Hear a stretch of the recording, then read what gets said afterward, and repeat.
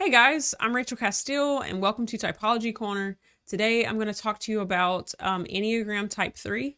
This will be a brief overview covering their core motivations, what's really driving them, the place, kind of the lens they're looking through, and kind of detail to you the variety of Type 3s that are out there. Starting out, they are in the heart triad and they have a core emotional struggle with shame, which is kind of related to identity, worth, who am I, having value.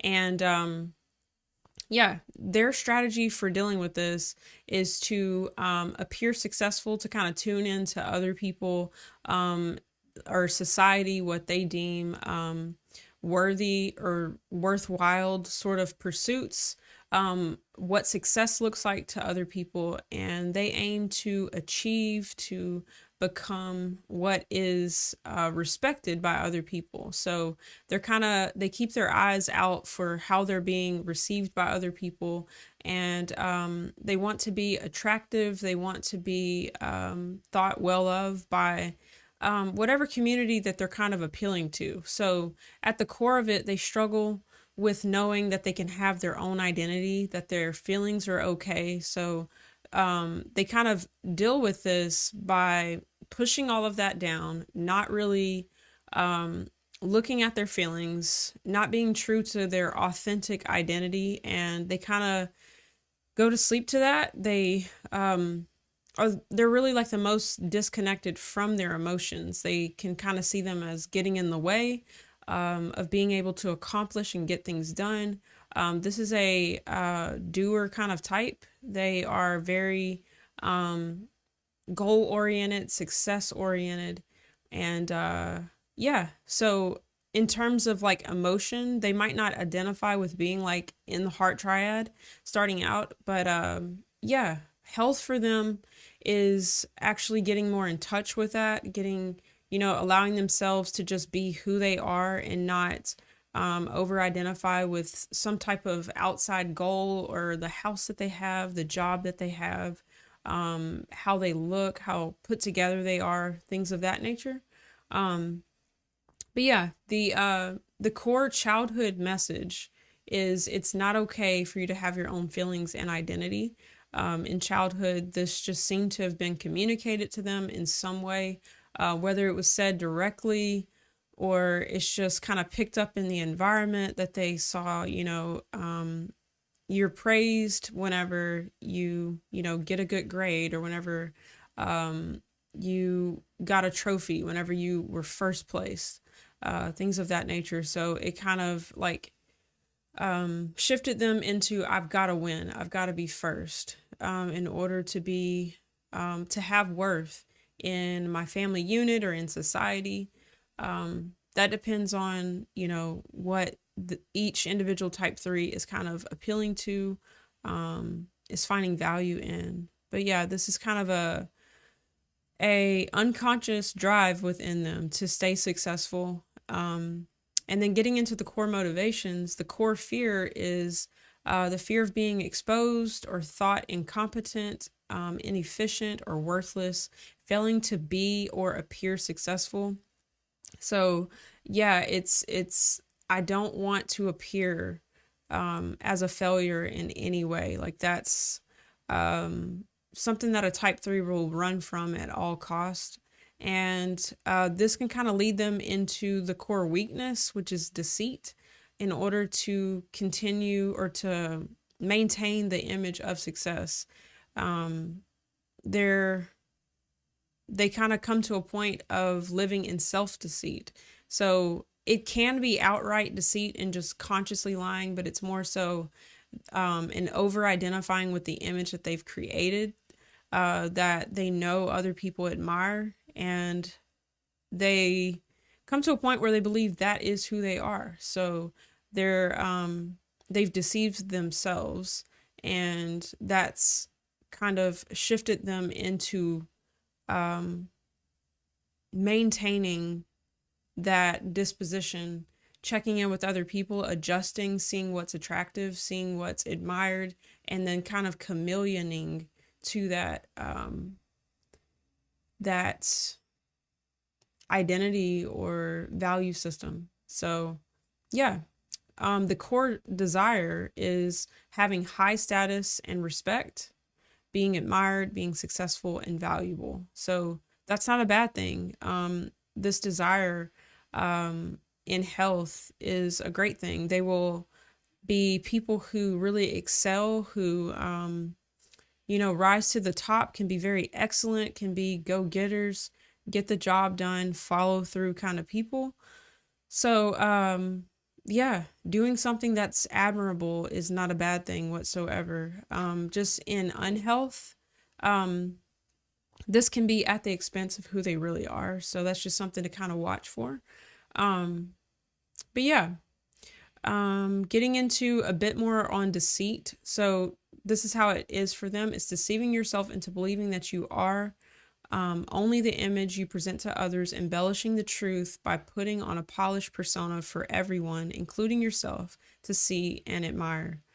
Um, yeah, so this is a struggle. If you look at all of the other parts of them, this is a temptation. I like to look at the weaknesses, the vices, as the temptation the type is most prone to struggle with. Um, so, yeah, this is something that they get free from the more they can believe truth, the more they can embrace their authentic self, they can be at rest in who they are, value that part of them, share that part of them. There'd be no room for self-deceit. There'd be no room for um, maintaining an image. But starting out, this is very difficult for type threes. And then their core longing, this is the message that their heart is longing to hear from others. It's something that they feel they haven't really heard enough to believe it. Like it may be said, but when their heart really knows this is what sets them free, is you are loved for simply being you. You are loved as you are. Just be who you are. This is the truth that sets our type threes free. But yeah, their desire is to be valuable, and that deteriorates into chasing after success. And yeah, type threes is kind of, it's been said that like the American culture, this like capitalistic sort of chasing, the American dream sort of image of success. It's a very type three type culture of like, go out there, get it.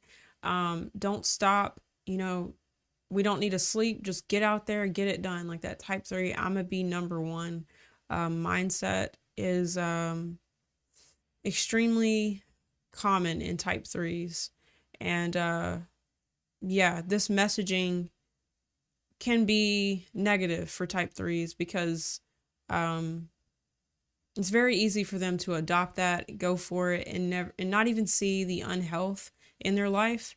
It can seem like the most authentic thing to them because of how much they are like out of touch with their real feelings. It's just like, I have value when I do this thing and I'm setting out to do it, and I won't let anything stop me, So there's a lot of admirable qualities in that. But that's just something to kind of watch for. Yeah.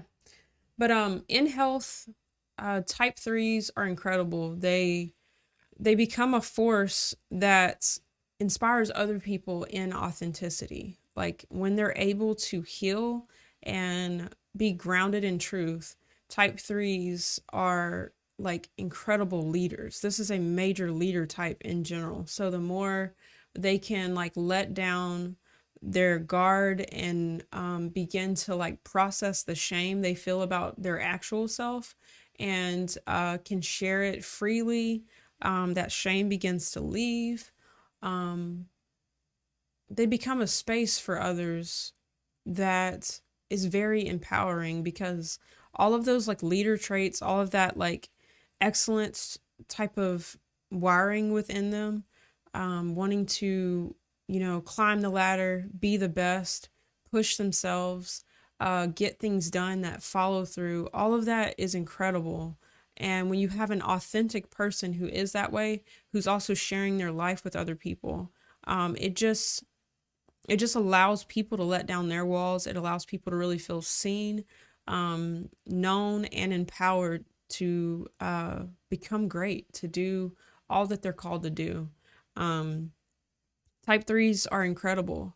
Um, they they really exemplify like um, just that professional, that successful aspects of life that we all can achieve. We all can like, be wealthy. We can all, get out of poverty. We can all have really nice things. We can prosper.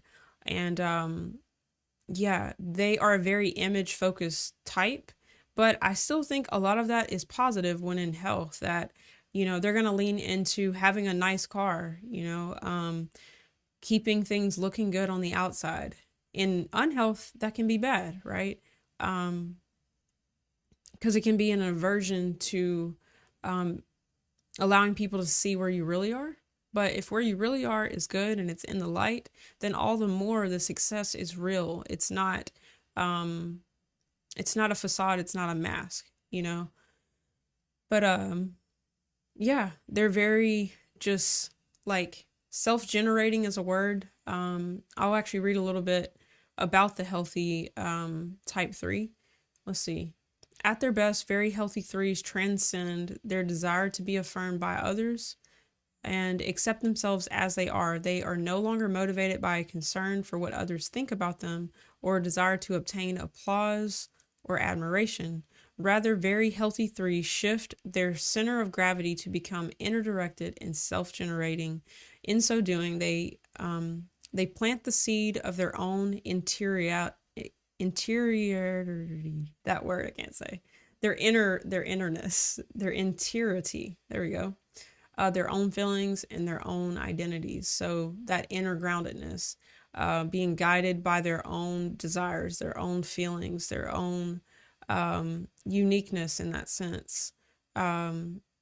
Feeling what's bubbling up in them and then letting that dictate what they do, where they go, how they show up in the world.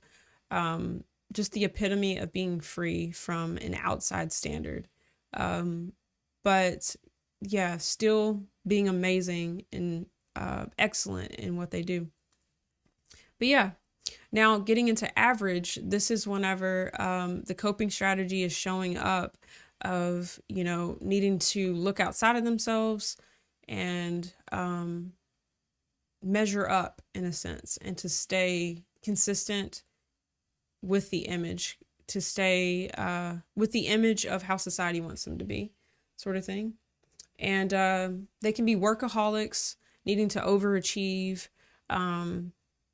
Yeah, measuring themselves by task, by what they got done, and being unaware of their emotional side.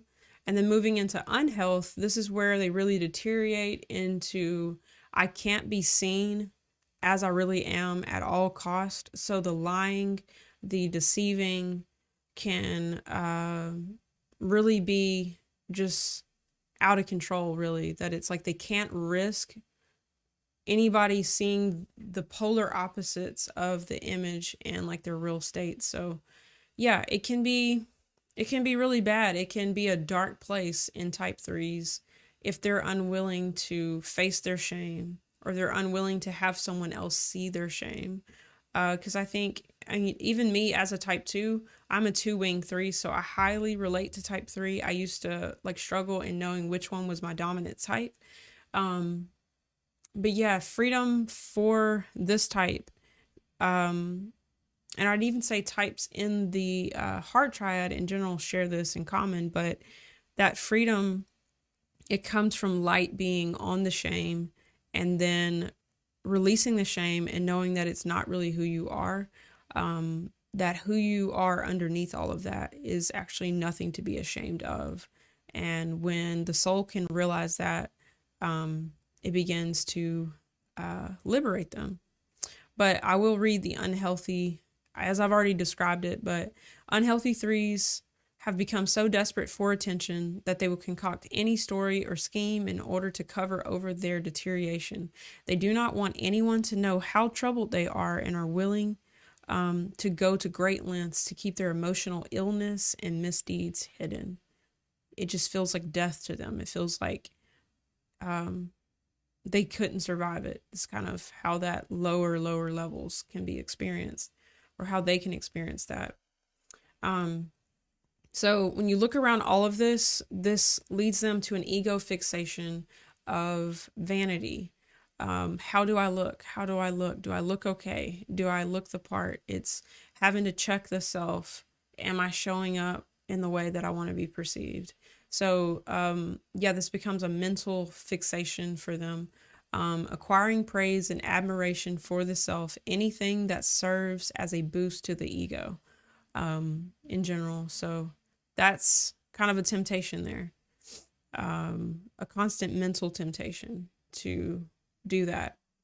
And I can relate to that myself for sure. Some quotes for type 3. Get to the top and look good doing it.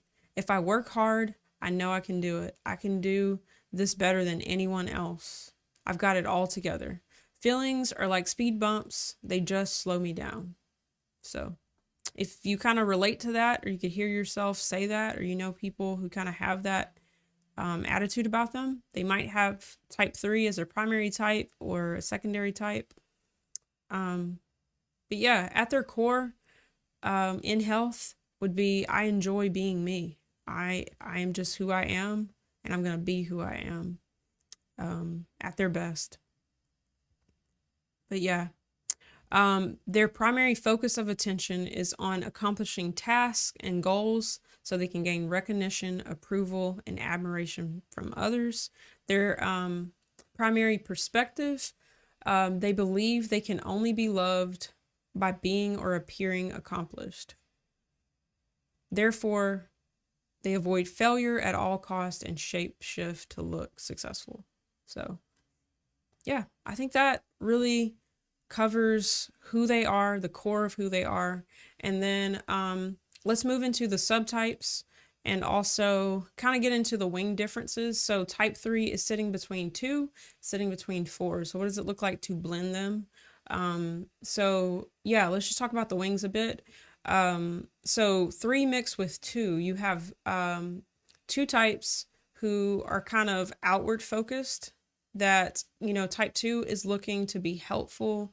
They're really interconnected, or they are intuitive about other people's emotions, and so that it's that interpersonal intelligence in a sense. So type 3 that's wanting to be admired, wanting to look good before people, and mixed with wanting to be helpful, wanting to be important in somebody else's life.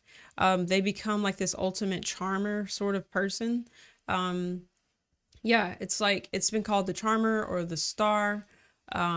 This person is just really intelligent in interpersonal sort of abilities, the best way to say it. So they're able to kind of gauge people even better with how people view them, how they're doing, how helpful they are.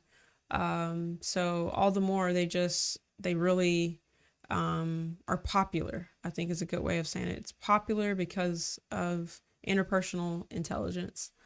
And then contrasting that with our 3-wing 4, 3-wing 4 is going to be a bit more introverted because type 4 is a withdrawn type.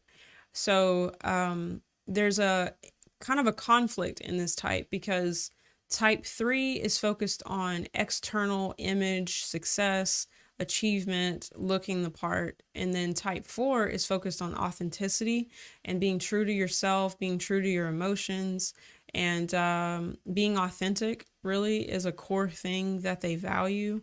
So the 3-wing 4 has this internal conflict between the two aspects of themselves, and they are called the professional.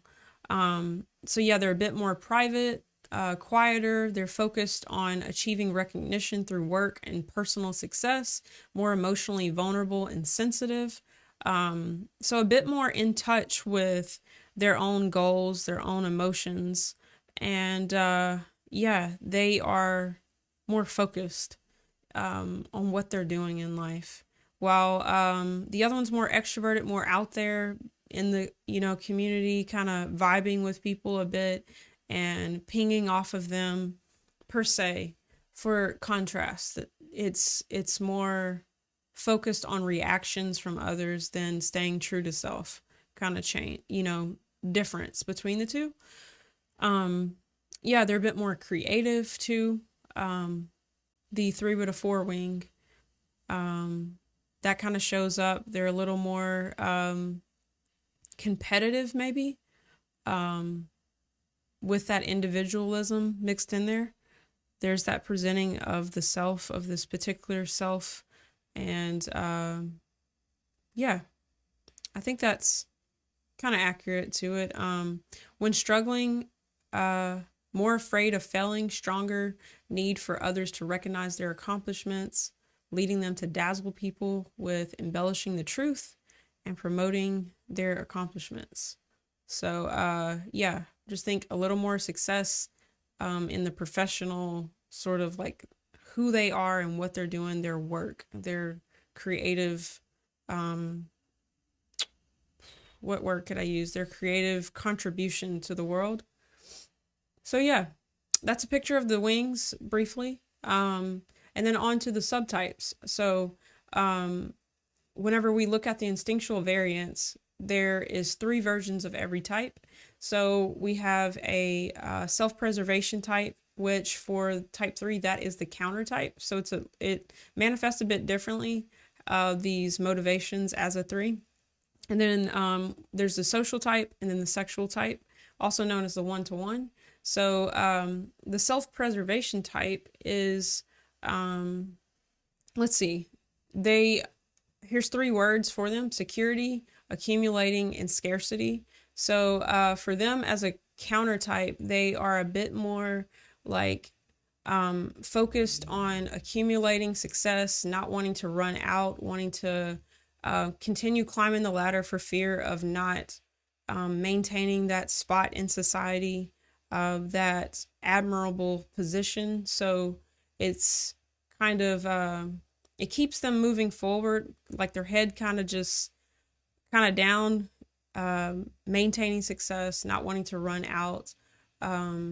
Yeah, I'm going to read a little bit on it. So here's a quote from kind of the perspective of this type of person. I come from a poor background. It has been a lifelong determination that I would never be in those financial straits.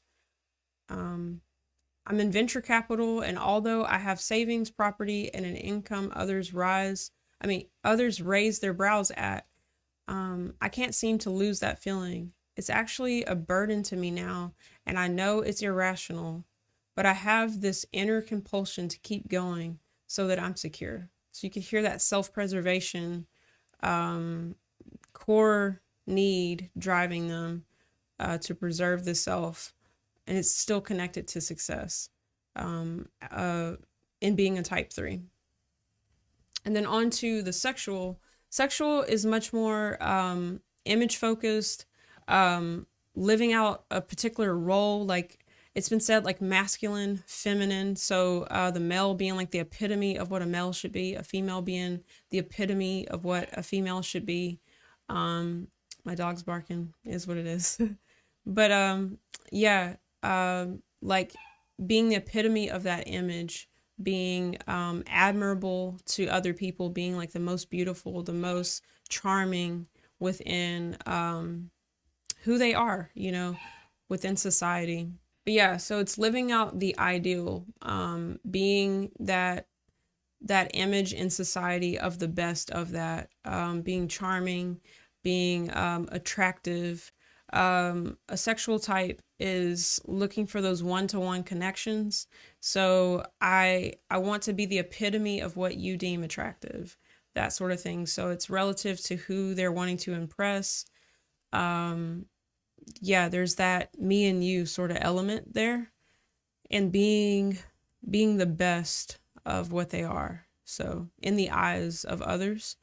And then a quote for them is, it's always been important to me that I look good, that people look at me and are attracted. It's not just sexual attraction, though going out to dinner, I will dress elegantly and discreetly in the style I know my date likes. I look feminine, but I'm in business, and I'm usually the most sharply dressed businessman there, and I do the job as a man would, if not better. So yeah, as you can hear that in their sort of motivation.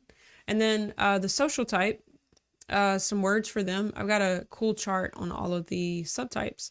Is prestige, achievement, and accolades. So this is more the social spectrum, looking at the whole community, where they land in community. So yeah, they are focused on status within their groups, within their communities, and being somebody in the club, being in the know, being connected, being somebody that knows people, that knows somebody, and yeah, maintaining that prestige, that people know that they've earned awards, that they're the leader of the organization, and they show up in community like that. It's not just the accolades in of itself, but it's like it's being somebody in a network is really fulfilling to them. Yeah, so a quote for them is, I'm head of or on the committee of most of the good local organizations and social clubs. I'm regularly in the local paper for charity drives and gala openings, small pieces, but my community knows me and knows that I know important people outside our local group, but also respect is important. I am known and liked. I always get a friendly greeting.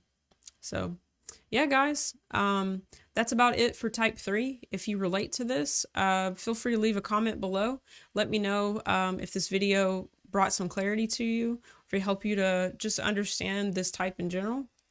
If you liked it, give me a thumbs up. I really appreciate your feedback. And stay tuned for more of these. I'll be covering all 9 of the types. And yeah, guys, if you'd like personal coaching based on your type, or if you're unsure of, hey, what is my type? You can book a Discover Your Type session with me on my website, typologycorner.com. Or if you'd like just to chat and kind of talk about anything, you're welcome to book a session, book a free consultation, and I can talk with you on whatever your goals are, and we can see what we can work up together. But yeah, guys, again, thank you for watching, and I will see y'all on the next one. Take care.